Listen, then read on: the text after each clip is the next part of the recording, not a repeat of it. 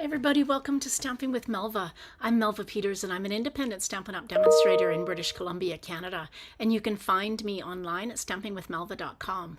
Sunday today and I'm here to make a project with you. So today I pulled out the Everyday Arches bundle, which is an online exclusive. And I have to admit, I haven't played a lot with it, but I've seen some pretty amazing cards. So I took a look at the stamp set and thought, now what can I make with this? And there is a stamp there. I'll show you in a minute. There's a stamp that says you are a ray of sunshine. And so I immediately went to a starburst card. Now I know I've made one recently, but I thought I would try this again. Using up some, of course, of my designer series paper that, okay, I'll be honest, I have a lot of designer series paper. I expect, if you're honest too, you have a lot of designer series paper as well. And so I'm going to use the Floral Delight DSP because when I was thinking of sunshine, I thought of that one with the lovely yellows. Hey, Nancy. So that's my plan today. We'll see how this goes. But I wanted to show you this bundle because it is absolutely amazing and you can do some amazing things with it. All right, I'm going to switch over and we'll get started. All right. So this is the Everyday Arches bundle.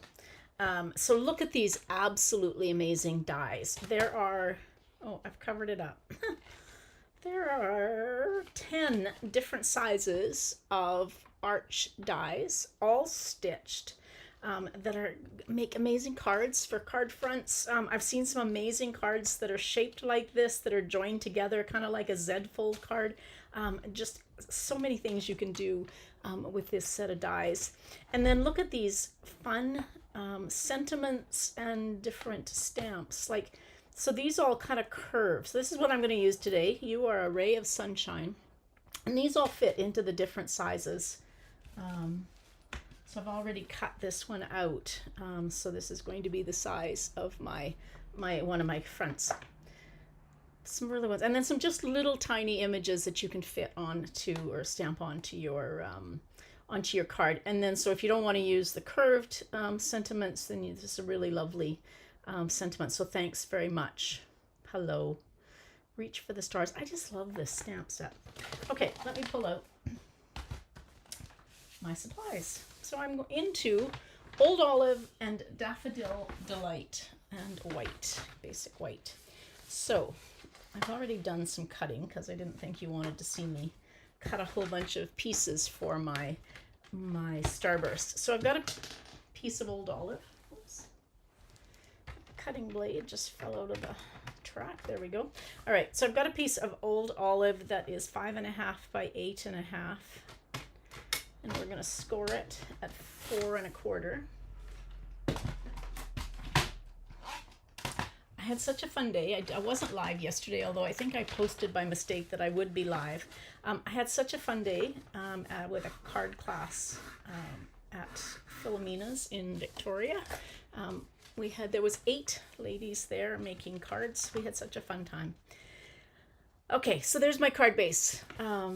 Now I've cut 2 pieces of basic white 4 1/4 by 4 inches by 5 1/4, one for the inside and one will be for the front of the card that I'm going to use to create my starburst on.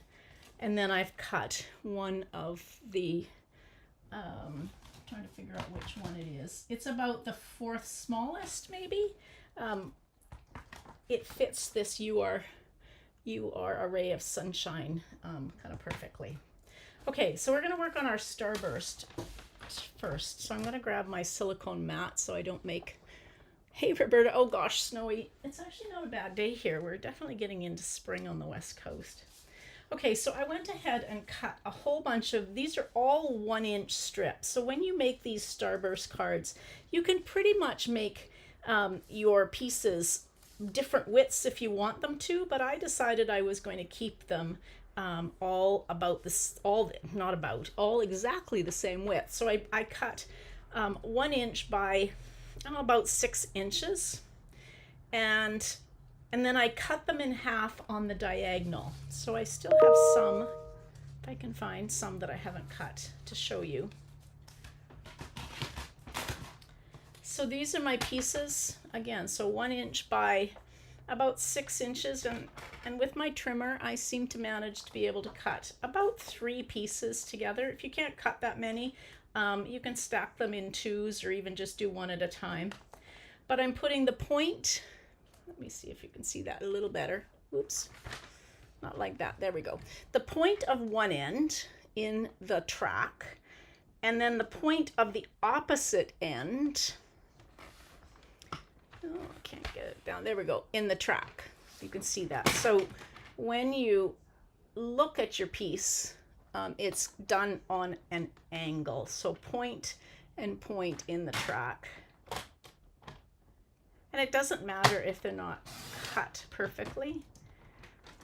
So you can cut a whole bunch of these, and you can make a bunch of these starburst fronts if you want to. Okay, so I am going to use liquid glue. Hopefully my glue is working. There we go. And I'm going to, so my thought was I'm going to use the Old Olive, the checker, and this one that's got the forsythia on it. And that's going to be my kind of pattern. And I'm going to alternate them. You don't have to start in the middle. I do like to use my silicone mat. We made a scrappy card yesterday, and I didn't tell everybody to use the silicone mats, which I had carefully placed in the tote that I had. And then we had people who had glued their pieces to the grid paper. So you just take your strips and align them, and you can either leave a gap or butt them up against each other. And I don't worry too much if my starburst is not in the center. You might want to do that. But since I'm kind of started, oopsie, don't drop it. Started without thinking about that, I'm just going to leave it. So we're just going to alternate these pieces, and then we'll trim off the excess.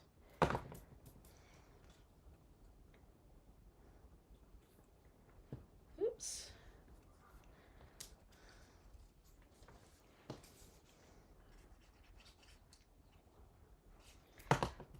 It's a great time of year. I mean, with the new catalog coming, and you know, I know you probably continue to use your designer series paper, but as a demonstrator I don't, and so therefore it's a good time to start using up the little bits of paper that you have in your stash.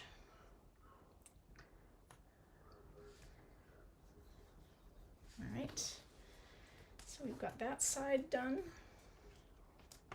And so what do I need to do next? Oopsie, come on.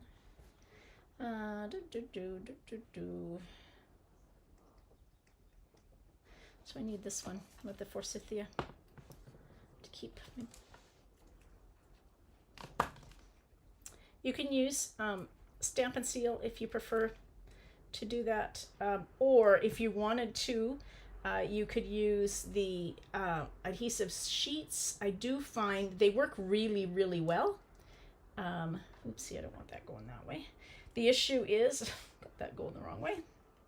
The issue with them is they pretty much, once you put them down, they're stuck. And so if you make a mistake like I just did, where you don't get it kind of in the right position, they're pretty hard to, the designer series paper is hard to pull off.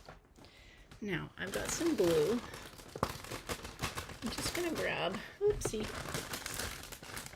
a baby wipe, not a whole bunch, a baby wipe. And I'm just gonna very carefully just kind of lift that glue off because I had a little bit of extra glue. Okay, so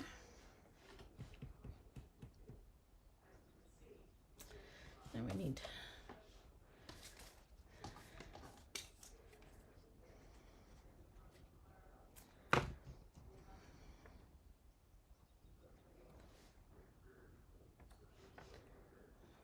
stuck. All right, and then green. It's kind of fun just kind of playing with your scraps. Like I said, you can make them all sorts of different widths if you want to.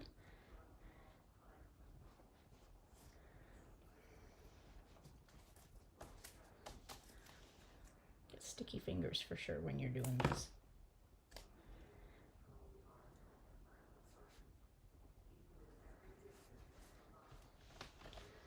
And we're going to trim it all off. And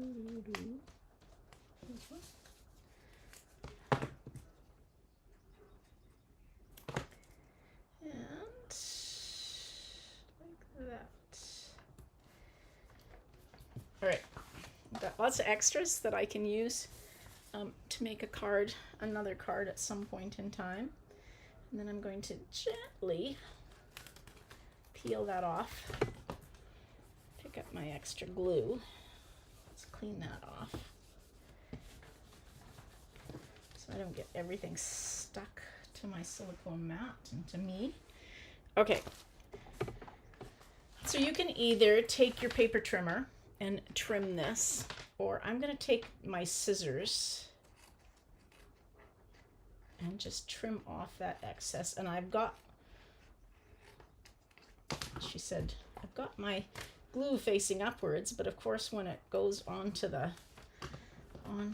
falls off the cardstock, it goes glue side down. All right, so let's use the silicone mat to catch my bits.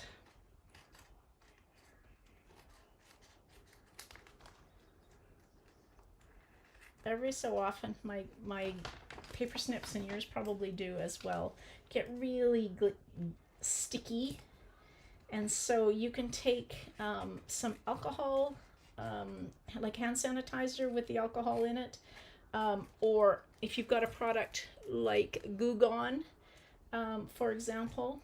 I don't know if you can get that everywhere, but we can buy a product called Goo Gone, and you can take that to wipe your snips off if they get as sticky like mine do. Okay. All right, let's take my, if you catch them soon enough, but they really do get quite sticky, so a little bit of Goo Gone or alcohol will help clean those up. Okay, there. That's my Starburst card. Thanks, Nancy. Now, I think I'm going to trim this to be just a little bit. So I cut it to be 4 inches by 5 1/4. But I'm going to trim it to be 3 3/4 by 5. So I'm just going to take 1/8 of an inch off each side, and then top and bottom, just so I'm doing it kind of evenly. And then if you don't have everything kind of glued and caught, that helps to kind of clean up those rough edges. It's definitely got some stickiness going on, so this will be 5 inches. I often cut my cardstock, my basic white, if I'm going to make a background of some sort. I will cut it to be a little bit bigger and then trim off. Okay, so this is going to go on the front of the card. And then this, so my thought was, and I think I'm still going to, even though my Starburst isn't exactly centered, I think I'm still going to use this on the bottom. So let's do some stamping. And I want Old Olive. It is Old Olive. And I've got my stamp. Now these are photopolymer stamps, and you can see how flexible this is. But what I do is I just kind of flop it down onto my glass mat if you're using one, or your grid paper, and then pick it up, because if you flop it down, it tends to want to go back into its kind of normal shape. Okay, so I picked up some glue or some Old Olive, and I'm going to put this up at the top like that.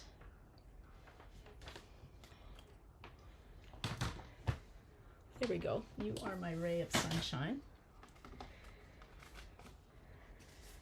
So this is going to go here. And I did cut a piece of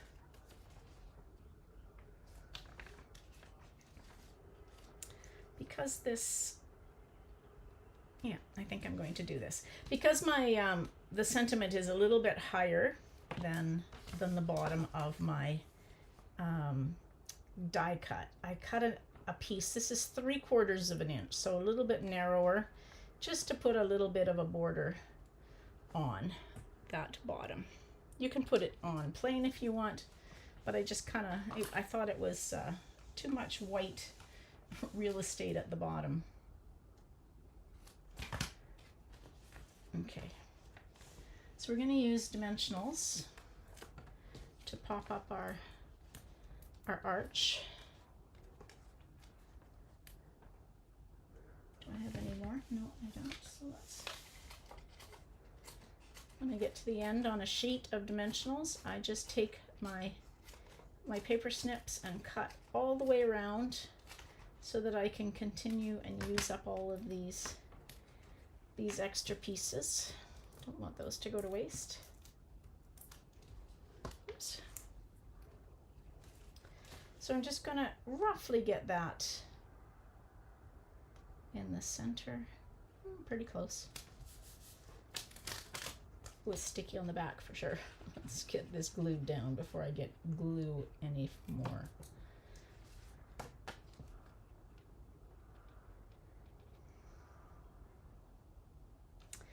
So I wish I had put a little peekaboo of basic white behind this, but I didn't think about that at the time, so we'll just go with this. But I think it would make this pop, oh gosh, even more if you have just a peekaboo of the white.